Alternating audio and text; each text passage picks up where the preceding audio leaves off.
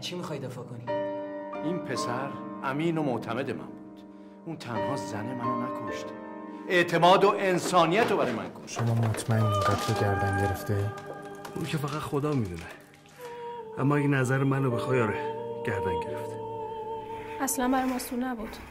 با اینکه تصمیم گرفته بودم به خاطر خودش رابطه رو تموم کنم، ته دلت دوستش داشتی.